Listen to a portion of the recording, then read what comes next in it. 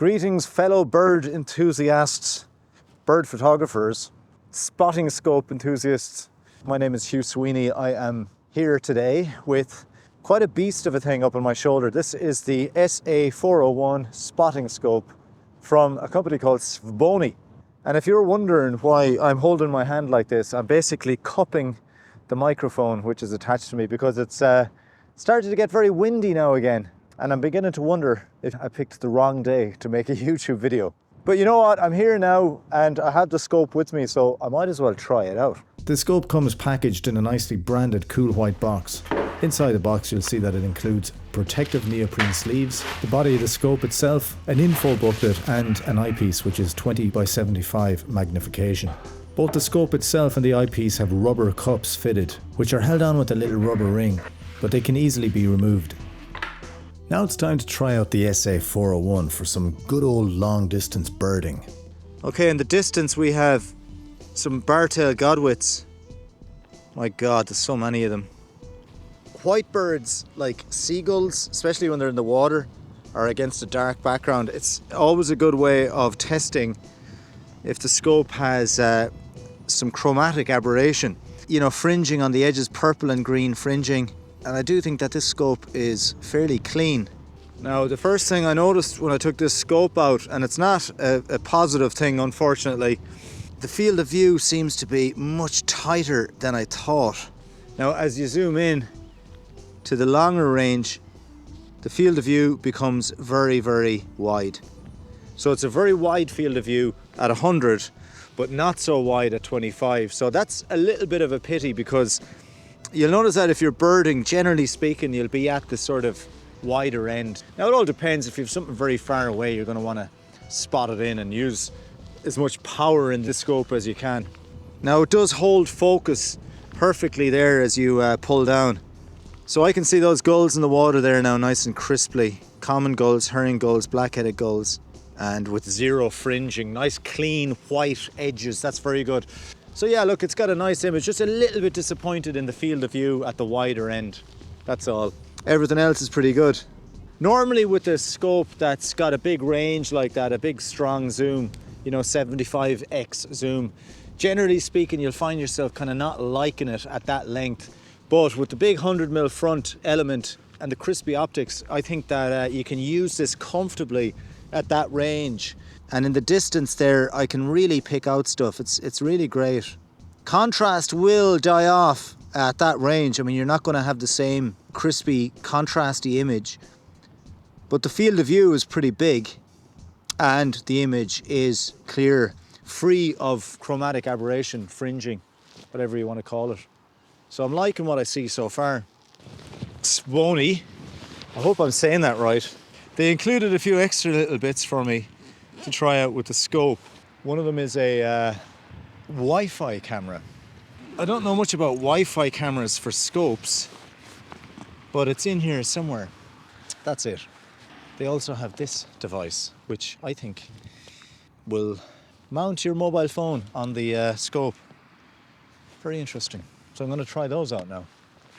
And hopefully then I'll be able to show you what I see through the scope, okay?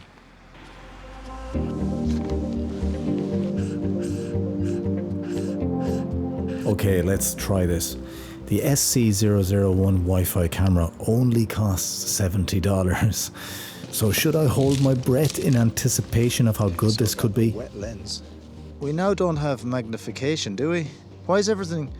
Oh my God, it's upside down.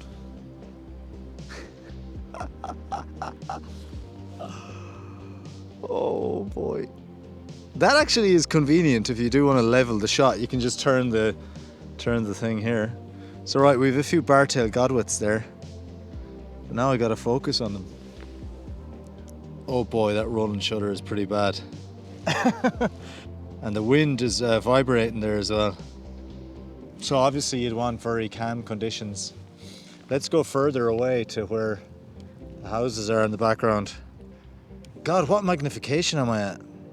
I have a feeling that the sensor on this Wi-Fi camera is so small that it's making the magnification about 200. Oh boy. What the hell is that, a house? This Wi-Fi camera does not do justice to the image that you will see.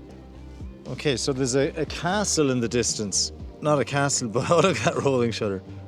There's a tower type thing. So that's about a mile, 2 miles at least away. Now the last time Svbony sent me adapters for their scopes, there was just no real way of fitting it on tightly for the phone. And this one, when I got it, I said, lovely, this is going to screw on nice and tight. It's going to be very intact, a very easy thing to use. And here we go.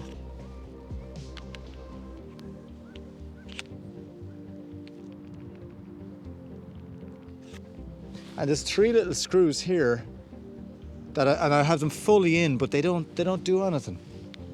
They don't tighten it, so it's just left there like that. Maybe you're missing parts. I don't think you are, actually. The mind boggles, it really does. There's quite a few adapters and rings on the accessories page of the Svbony website. Hopefully I can wrangle an adapter that will stop the camera falling out if I move the scope. So let's try and get a photo of a bird with this attachment. Those birds are a long way away. There's a curlew feeding. Because it's so long away, the image is kind of blurry 1 second and then crisp the next. Photo! Don't move! Don't move! Takes a couple of seconds to take a photo. Let's go back to video mode. What's going on? Ah, disconnected. Let's see if there aren't. That's a juvenile herring gull. It's disconnected again, so I have to reconnect again if I want to go back to video mode. And this is basic stuff. Video mode. Alright, so Svbony, will you do some work on your app? Do some work on your Wi-Fi camera. Try and get it to connect so that it's not like this. I mean, that's just ridiculous. This is the SV214 Pro phone adapter from Svbony, a 3-axis universal clamp. It's a fairly basic piece of engineering by the looks of it, and it just clamps onto the eyepiece. Let me warn you in advance that I haven't much experience in this field. So I've got the phone working finally, and it's recording. Thank God for the Blackmagic app. I think the Blackmagic app is doing a great job here. Now it's obviously a circular image, you can crop in. So now I've got the bar-tailed godwits in sight. It's very shaky with the wind. So if I turn the zoom, I'm turning the whole phone. Okay, didn't want that. So now I need to come back out, I think. Yeah, that's it. Yeah, so it'll probably work better at a longer zoom range. Just make sure my focus is better. This seems to work better than the actual Wi-Fi camera. At least you don't get that horrendously bad rolling shutter. So there we go. So let's see what the houses look like in the distance. With the Blackmagic app, you can set your, shutter speed, ISO, white balance. Very nice. Pity it doesn't actually do photography in the Blackmagic app. It would be nice to do raw stills, wouldn't it? Can it do raw stills? So the castle looks a lot better now. Let's go right in.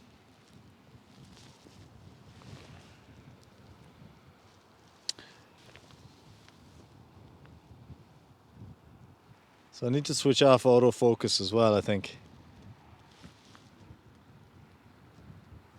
So let's have a look from front to back on the SA401 scope from Svbony.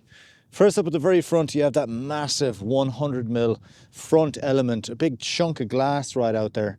And it has a nice smooth little hood here, which you can extend.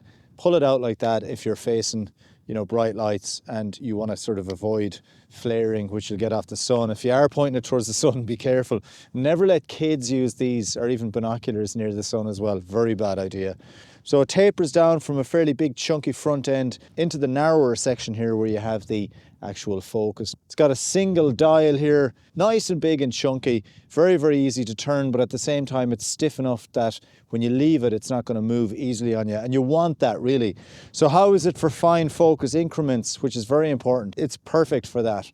Maybe not as buttery smooth or velvety as other focus systems I've used, but I think it's absolutely fine and I quite like the focus on it. So the eyepiece is nice and chunky. It's a little bit like an eyepiece that you get on a bigger Pro Zoom. Of course, it has the little cup here that pulls out should you, you know, if you're wearing glasses or whatever, it's going to make it a little bit easier for you. On the eyepiece then you can change from 25 right up to your 75 mil. So this is like a huge range. So if I unclip it here, it's got a built-in Manfrotto plate on it here, and it has 3 screws on the bottom as well, should you want to, you know, fit your own plate like an Arca Swiss or maybe a longer plate. The foot isn't removable as well. It's just, you know, part of the scope, and you cannot actually take it off. I would prefer if they had a different system in which you could just bolt on your own plate. Another thing I noticed as well, you know, if you were out walking with the scope and you wanted to carry it like that, I do that with a lot of my lenses, you can't actually get your fingers in underneath it. So even though it's designed to be kept compact, which is a good thing, it would be nice if you actually could, you know, carry it like that. Make it a little bit easier if you were carrying this in one hand and the tripod in the other hand. So this is a big beefy scope. It is heavy, it's a couple of kilos, and it's not the type of thing that you're going to have with you on a backpack doing long hikes. Even carrying it on the tripod on your shoulder, you know, you can get fairly far, but it's a heavy scope. It's not light. It's the type of scope that you'll have with you in the car, you know, when you want long range birding, but you're not traveling that far to your spot. So yeah, it's a beast of a thing. So that's just my thoughts on it. But I think overall, it looks quite nice. There's a good finish on it. And for the money, I don't think you're going to be that disappointed. I think it delivers good quality.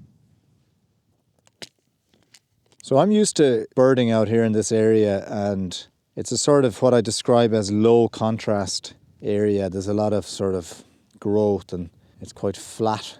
So there's not much to show you in terms of interesting views. Maybe the odd hen harrier might pop its head up, but other than that, it's not really an inspiring view. But I can say that from experience, you know, scoping and birding out here, I'm getting nice results with this. So I'm just checking some of the posts here for perhaps a raptor of some sort. Maybe even the odd peregrine falcon if you're lucky. But today it is just pretty quiet. So when I last checked Amazon, the SA401 scope from Svbony had a price tag of about $900, I think. I'll put the current price up on the screen. So for that money, I think this is quite good value considering the price of the, you know, the pro level scopes like from Swarovski and these different brands, Nikon and Zeiss. I forget some of the other brands, but you know, a lot of those scopes are in the 2,500, 3,000 to 5,000 range. So basically this coming in sub €1,000 for a 75x scope with a 100mm front element on there. I think that's very good value for money. So if you're into birding and you want to spot stuff, and not even birding, just any type of spotting, you know, you might have a cool downtown apartment with a view of the beach or something. You might want to get yourself one of these. Perfect for that. You know, it's nice for the moon and even some of the planets as well. Maybe not the best celestial telescope that you'll get. Obviously those have bigger magnifications, but I think this is going to be good fun for that. Yeah, it's a beast of a thing. It weighs a lot. Not the type of scope that you're going to bring with you, you know, as you trek the land in search for rare species.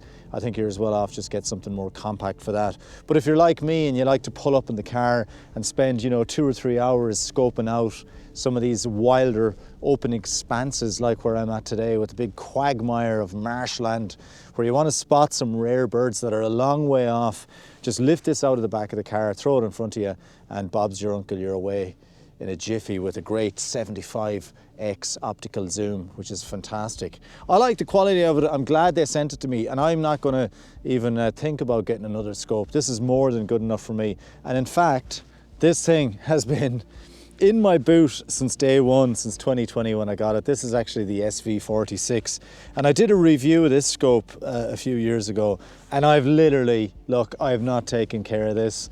It was a cheap scope. Svbony sent it to me. One of the zoom rings came loose here, I have a bit of tape in it. I have just literally thrown this in the car, and this is one that I bring with me if I'm hiking and I just want to strap it to the bag and if I want to spot some rarities. So yeah, look, I'm going to hold on to this for the rough stuff and keep this for the good stuff. So I will say that the SA401 here has had, you know, it has much better optics than this one. So that's all from me on the SA401 Spotting Scope, folks. Thanks for watching the video, and I do hope you got something out of it. A thumbs up on the video is always appreciated, and if you want to leave a comment, I will get back to you. Until the next video, folks, that's all from me. See ya.